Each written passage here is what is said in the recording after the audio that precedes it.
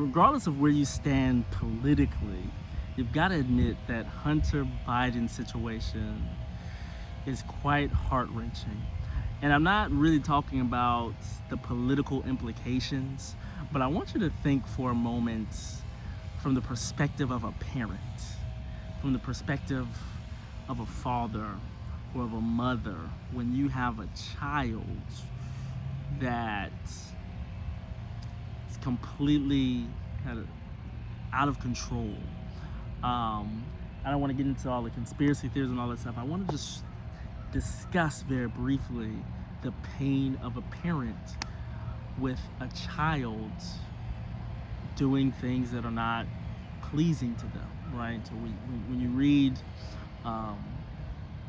what happened, and he told the judge, about his drug addiction, and how the judge asked him, what was his drug of choice essentially, and in so many words, he said, "What wasn't my drug of choice?" He was in so much pain, so much suffering, such darkness, that he needed, right, anything that he could possibly find to cause him to escape the reality that he existed in. People don't do drugs all the time merely for fun and recreation.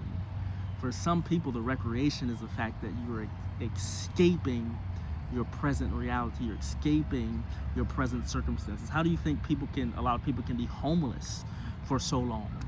Well, a lot of times they're inebriated by drugs that causes them to escape the present suffering, the present reality temporarily. And so, as a father with a child, understanding and knowing, right, that your child is in such distress and such suffering, and there's nothing you can do about it to change what their life experience is, what their pain is. There's nothing that you can do to remove the burdens that have been placed upon them. There's nothing that you can do that is going to instantaneously cause them to be healed. I mean, if you got kids, sometimes even if you see your child with a cold or the flu or something, and you feel like your hands are tied behind your back because they're suffering, and there's nothing you can do about it. There's nothing that you can do to make it go away. And so looking at that case, right, because they're talking about the tax evasion, but when you read into it, you see that he was evading taxes because of his insane drug addiction.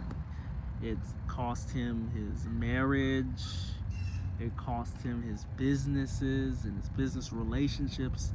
It literally consumed every aspect of his life, right? Addiction, right, is a consumer. Addiction is a consumer.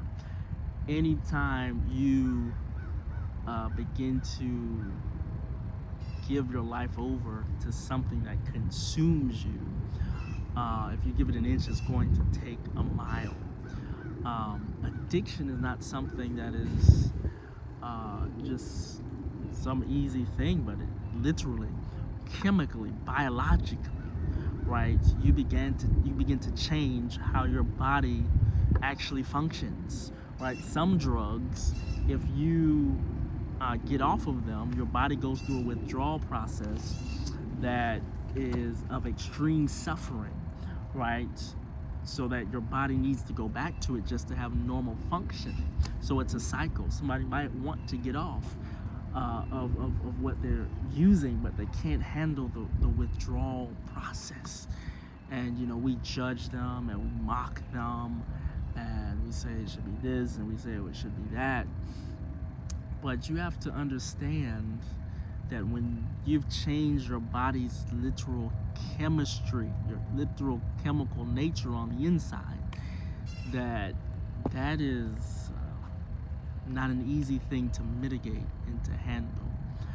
Um, and it's very interesting that we have so many things to say about people, the different struggles, the different challenges, and the different pains that they have when we don't even manage our own struggles well, right? We don't even handle our own pain and suffering well. We're not in the public eye, so no one is looking at our tax records, and no one is looking at our porn habits, and no one is looking at what's going on in our DMs. No one's looking even at our Netflix addictions, and nobody's looking at that. And we have so much to say about people that are in a public view, while we ourselves are broken. We ourselves are in dark and dangerous places. We ourselves are suicidal, are hopeless, even in the church and in the kingdom of God. And we begin to put our mouths on people and judge and criticize them, because we're really able to actually confront what we're criticizing and judging about ourselves by projecting it onto them, but allowing us to have that distance away from them. It's easy to do it with a public figure. That's why there's so many preachers who will try to preach themselves out of something. They'll preach hard. You always see the preacher that preaches hard against homosexuality, yet they're molesting young boys in church, right? You can project it onto someone else to create the criticism while keeping your distance in a way that causes you to actually change yourself. And so this is where we are. It's easy to look at them and not deal with us. But that is, when you read kind of those documents and you see the level of insane nature of what went on in his life,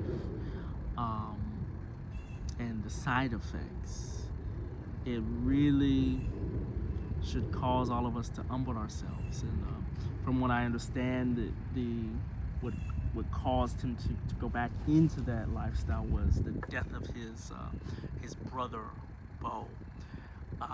It rocked his world. It shook him up. He couldn't cope. He couldn't handle it, and it led him into this spiraling, out of control lifestyle that cost him everything. Understand that we are only one test away from what we judge other people for doing, right? We like to think that we're invincible. We like to think that we're amazing. I'll never do this. I'll never do that. I'll never do the other. I'll never be like them. I'll never think like her. I'll never, do that.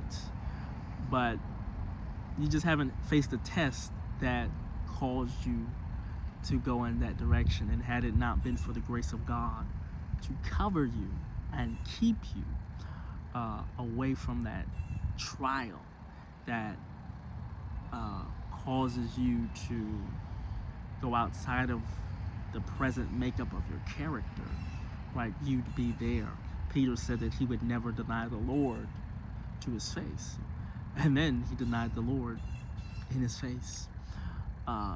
So we should always humble ourselves as Christians, and we must confront sin.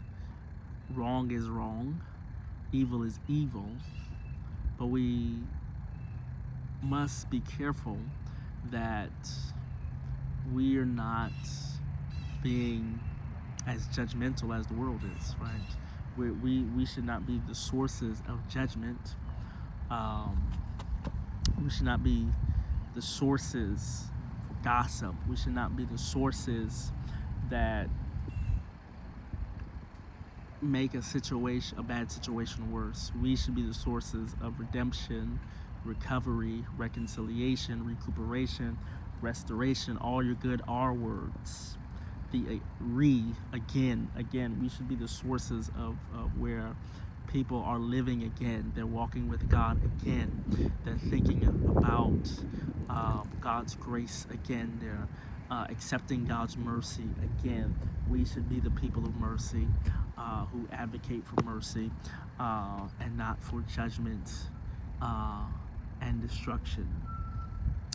And it makes you think about the heart of a father, seeing your son make poor decisions, seeing your son suffer because of them, seeing your son breaking and destroying his life because of them. It makes you wonder, from God's perspective, what he thinks when he looks at our lives and how our disobedience creates this spiral web of consequences that he's not always going to get us out of, right?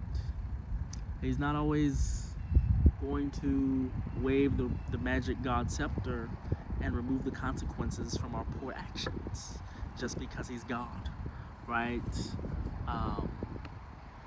There are consequences for our actions and decisions. And unfortunately, sometimes those things can follow us our entire lives. So we ought to remember that we are saved by grace through faith, that we are where we are, we're stable as we are, we're as soberly minded as we are as spirit-filled as we are, even by grace through faith.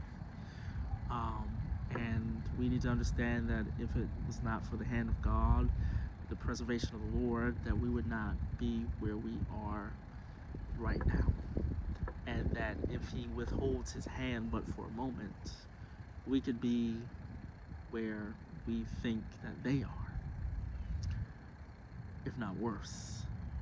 So God's grace, right, even in his broken heart toward us, is not something that we should play with. It's something that we should really consider, understand, and know that it's God's grace that keeps us.